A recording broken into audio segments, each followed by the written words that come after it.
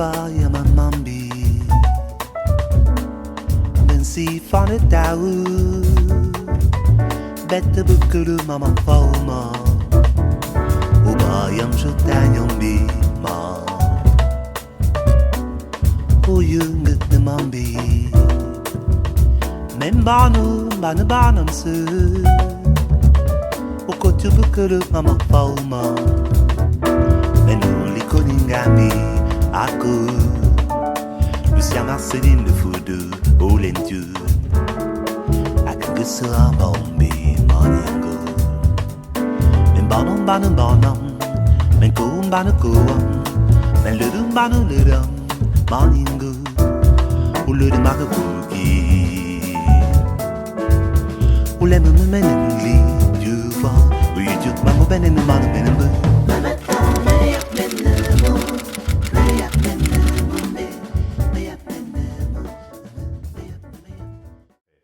J'ai beaucoup réfléchi à la condition de la femme africaine à partir même de ce que j'ai vécu dans ma famille. J'ai été élevé essentiellement par mon oncle, mais surtout par ma grand-mère, par mes tantes. Et j'ai vu à quel point elles ont souffert pour l'éducation des enfants. Parce que moi, je suis né, j'ai grandi dans les familles polygamiques du pays Bamileke, essentiellement. Et dans les familles polygamiques du pays Bamileke, les choses se passent de manière incroyable. C'est-à-dire que tous les enfants sont éduqués par les femmes. Le père est totalement, sinon généralement absent. Le père est généralement absent. Il est présent, mais les enfants ne le voient pas. Les enfants habitent avec leur maman, dans la case de leur maman. Et on ne voit pas le père. Et j'ai vu, pour avoir travaillé avec elle dans les champs, pour avoir gardé les cadets, j'ai vu ce que ça représentait pour les femmes africaines, mais à partir des femmes Bamileke que moi j'ai eu à côtoyer.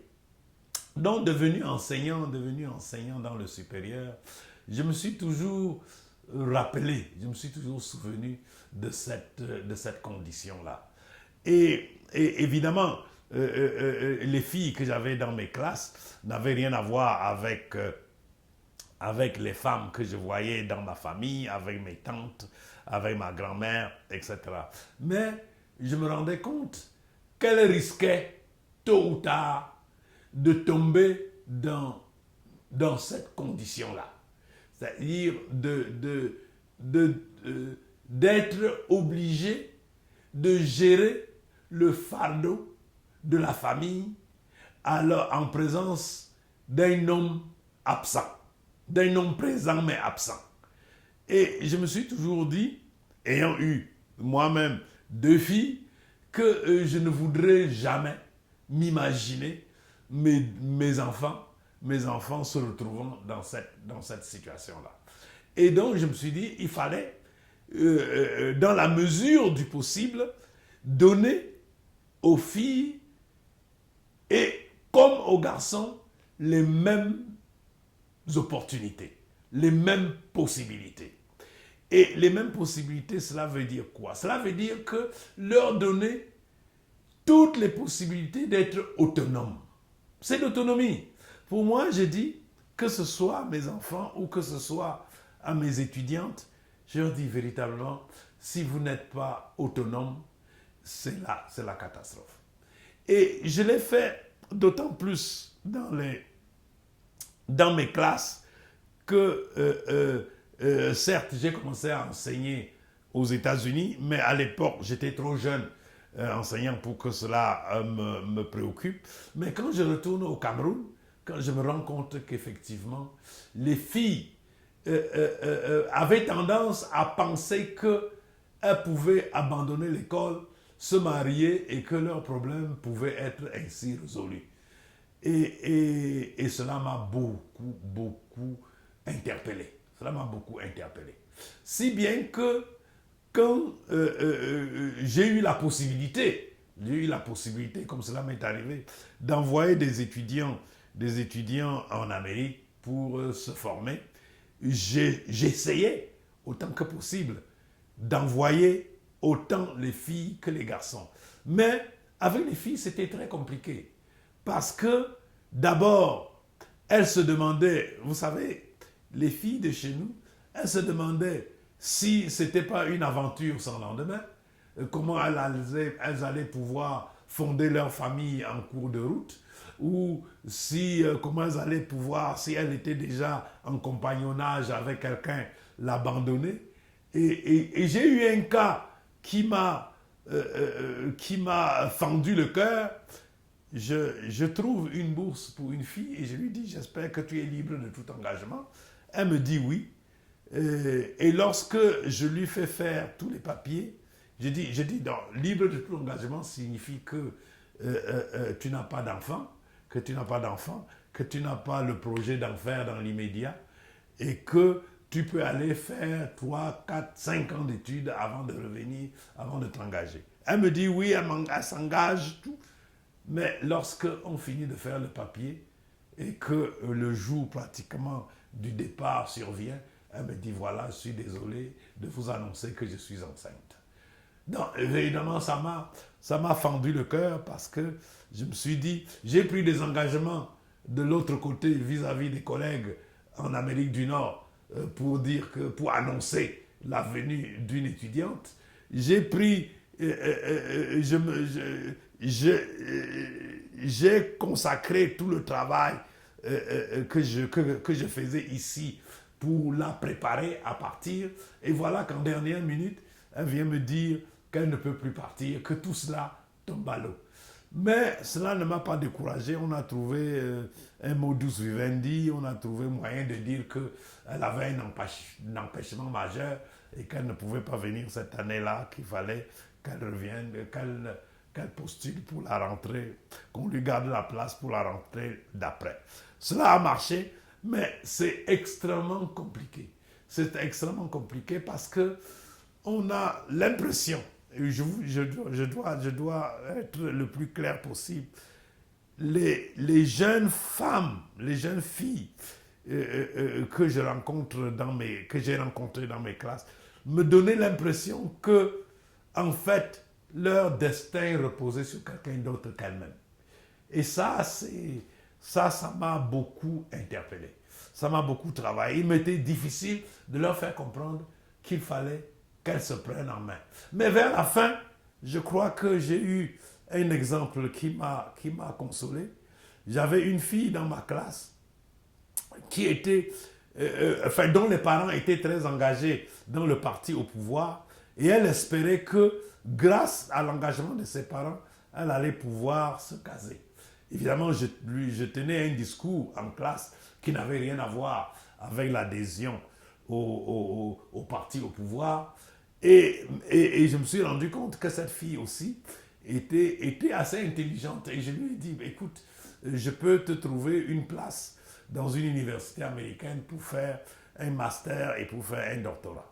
Elle a accepté sans trop y croire parce qu'elle pensait que, compte tenu de la distance qui existait entre elle et moi, entre sa philosophie, sa démarche et moi, c'était impossible. C'était impossible que je lui fasse la moindre faveur.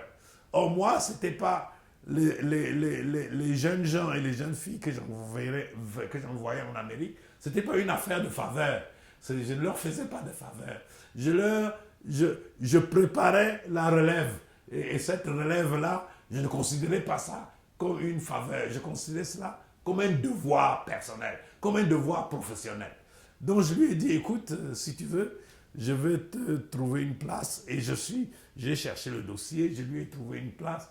Elle est partie. Elle est partie aux États-Unis. Dans un premier temps, je crois qu'elle était dans l'Oregon, ainsi de suite. Et c'est plusieurs années plus tard qu'elle m'écrit pour me dire que, véritablement, elle n'arrive pas à comprendre quelle espèce d'homme je suis. Comment est-ce que j'ai pu ainsi l'a détourné, totalement l'a détourné de son parcours initial, de ses parents, du parti au pouvoir dans lequel elles étaient incrustées, et que, mais c'est au bout de 3-4 ans d'Amérique qu'elle comprend le discours que je tenais en classe, qu'elle comprend qui elle est, et qu'elle comprend qu'il faut qu'elle se batte toute seule, qu'elle se batte elle-même, et que son avenir, c'est entre ses mains. Je crois que c'est véritablement là le projet que j'avais envie de mettre. Avec cette dernière-là, elle fait partie de l'une des dernières que j'ai fait partir. J'ai compris que bon, s'il n'y en avait qu'une seule qui avait compris, bon, au moins, le message était passé. Le message était passé. Et s'il y a un message, un discours, un conseil que je dois donner aux jeunes Africaines et aux jeunes Camerounaises avec qui je traite, c'est que véritablement elles doivent savoir que leur avenir, c'est entre leurs mains. Ce n'est pas entre les mains d'un homme qui se situe quelque part et qui est un peu comme le Messie qui va venir les sauver de la catastrophe.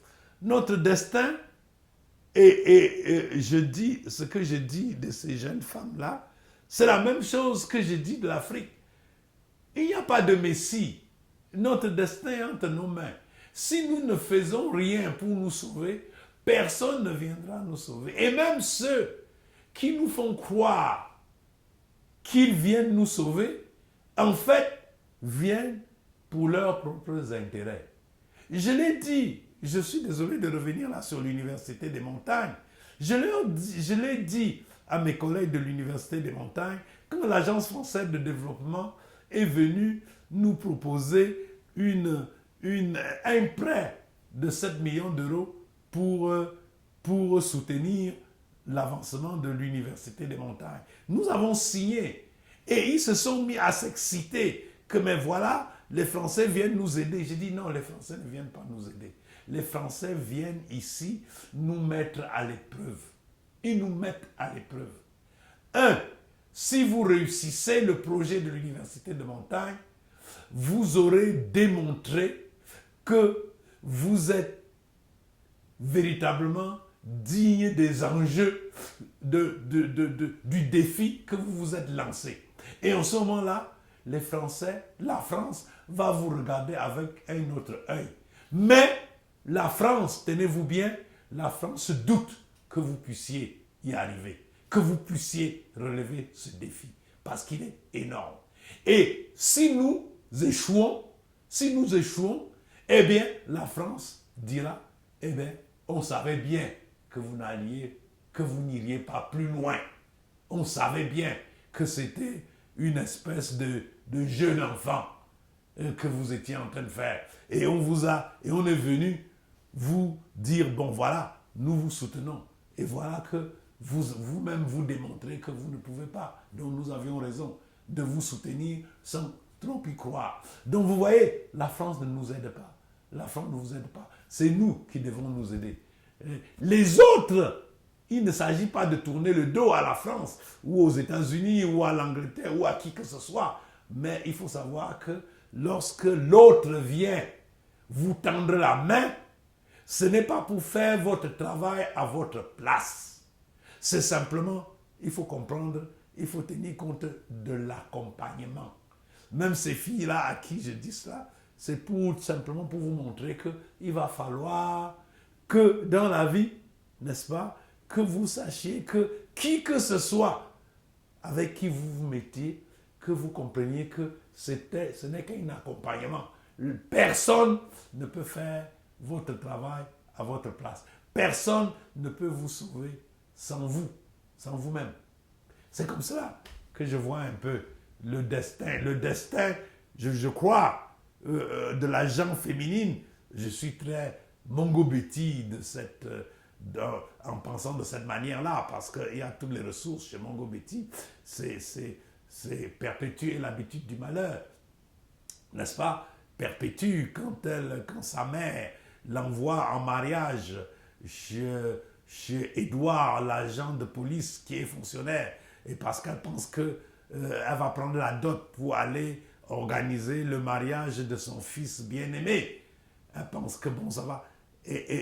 Mais Perpétue comprend très bien qu'il va falloir qu'elle se défende elle-même, qu'elle ne peut pas compter sur sa mère, qu'elle ne peut compter sur personne, elle ne peut pas compter sur son mari, elle ne peut compter sur personne, elle ne peut compter que sur elle-même. Évidemment, elle ne réussit pas à se tirer d'affaire, mais la leçon à tirer de la lecture de Perpétue et l'habitude du malheur, c'est que à un moment donné, il faut que les femmes africaines comprennent que ni les parents, ni le mari, ni le frère, ne vont dire de ça. Elles vont se sauver elles-mêmes, pas elles-mêmes. C'est leur destin entre leurs mains. Et c'est ça aussi que la leçon que Mongo Biti voudrait que nous comprenions, que le destin de l'Afrique est entre ses mains. Personne ne viendra sauver l'Afrique si l'Afrique ne décide pas de se sauver elle-même.